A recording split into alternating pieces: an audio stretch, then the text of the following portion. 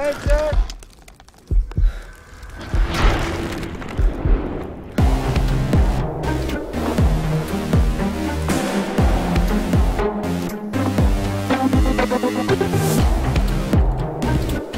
technique de base, elle est du ski alpin. Ça s'apparente carrément au super G et au géant. Bosse, creux, courbe relevée.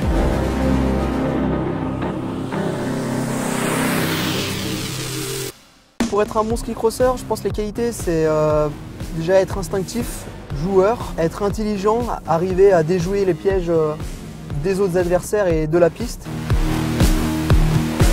Après les Jeux de Vancouver, on a construit une équipe avec des athlètes qu'on est allé chercher dans le ski alpin, qui était pour nous une des conditions par rapport aux bases techniques. En 2 saisons avec ces athlètes-là, on a fini d'en passer au 2e rang mondial de classement des nations.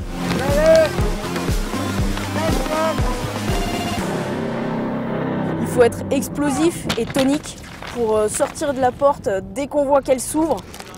Sachant que quand on arrive à partir devant, 70% de la course est déjà faite.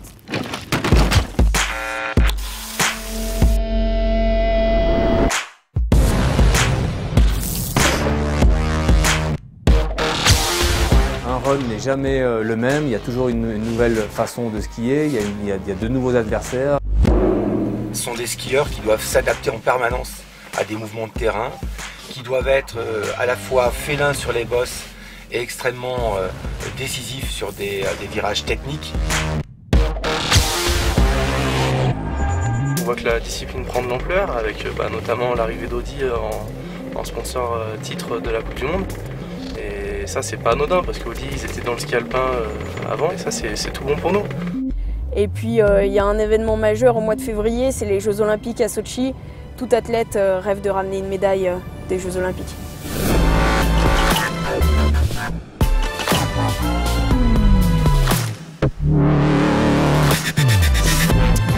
Quand Michel Lucatelli a pensé cette équipe, l'objectif était clairement défini, c'était les Jeux de Sotchi.